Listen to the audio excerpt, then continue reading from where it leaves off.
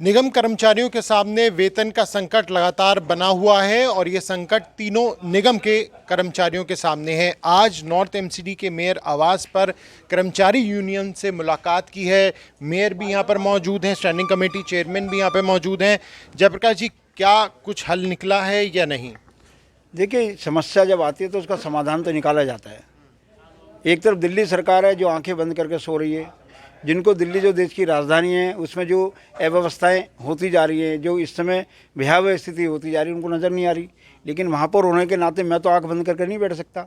आज मैंने जो मेरा सफाई कर्मचारी यूनियन की जो कोर ग्रुप है, कोर कमेटी है, वो पूरी दिल्ली के 39 से ज़्यादा यूनियन है, उसके अंदर वो सारे के सारे आए हैं। मैंने उनके साथ बैठ कर चर्चा की है। चर्चा सार्थक रही है, सारे विषय उनके हमने समझे और अभी चर्चा के बाद 1 महीने का वेतन अभी मैंने बैठ के उनको जारी कराया है और अगला वेतन भी इस महीने के अंत तक मिले, ये उनको विश्वास दिलाया है। उसके लिए हम काम कर रहे हैं।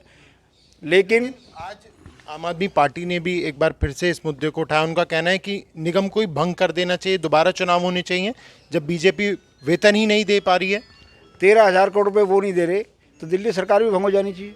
और होगी भी। आप देखना जिस प्रकार से दिल्ली सरकार दिल्ली में काम कर रही है, निगम कर्मियों का रोजगार छीनने का प्रयास कर रही है। सफाई कर्मियों के मैनुअली सफाई की जगह कहती है मशीन लेकर के आएंगे और पैसा नहीं बताएंगे कहाँ से आएगा, वो मशीन कहाँ से आएगी, कौन लाएगा, मेरे सफाई कर्मियों का सैलरी कौन देगा, जो मेरा कॉन्ट्रैक्ट पे सफाई कर्मी काम करता है, सब्स्टिट्यूट है, जिसको हम जरूरत पर बुलाते हैं, उसका वेतन कौन देगा, उसके रोजगार का कौन बात करेगा। समस्या का समाधान कैसे निकला? क्योंकि आप अभी तो 7 महीने का वेतन नहीं मिला है। आपके नॉर्थ में 4 या 5 है, लेकिन बाकी निगम की बात करें तो कहीं 7 है। अलग अलग यूनियन है जो परेशान है। तो फिर समाधान किस तरह से निकलेगा? और हड़ताल बिल्कुल कर्मचारियों का कहना है कि वो कर रही हैं।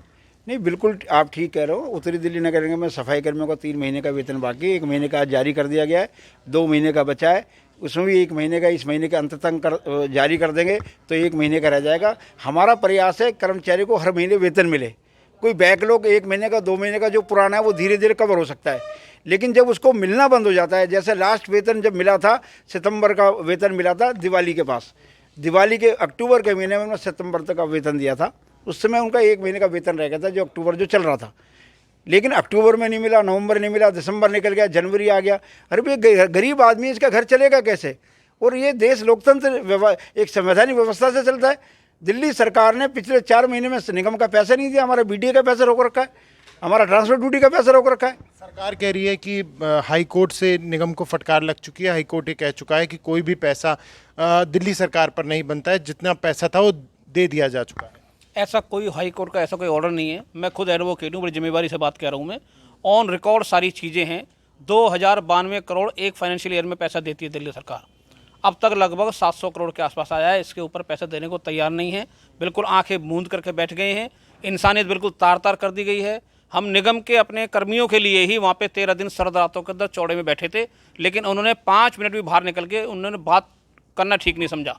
इसी से उनकी संवेदनशीलता और संवेदनहीनता नजर आती है। आम आदमी पार्टी ये भी कह रही है कि केंद्र से मदद क्यों नहीं ली जाती? मनोज तिवारी का एक बयान का जिक्र वो बार बार करते हैं कि अगर कोई समस्या है तो केंद्र से वो फंड लेके आए। केंद्र सरकार क्या करेगी वो एक अलग विषय है, लेकिन आप संवैधानिक जिम्मेवारी नहीं निभा रहे। आप अपनी गिरबान में झांकी देखिए। पहले आप संविधान के तहत जो बजट के अंदर प्रावधान करते हैं, आप बजट के अंदर प्रावधान करना बंद कर दीजिए।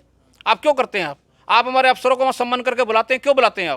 आप मना करिए कि निगम से हमारा कोई ताल्लुकात नहीं है, अपना जवाब दे दीजिए क्लियर। आप संविधान के तहत बजट के अंदर प्रावधान करते हैं, फिर पैसा रोक के बैठ जाते हैं और फिर ब्लेम गेम करते हैं। केंद्र सरकार क्या करेगी वो एक अलग विषय है। आप क्या कर रहे हैं? आप अपनी जिम्मेवारी निभा रहे हैं क्या?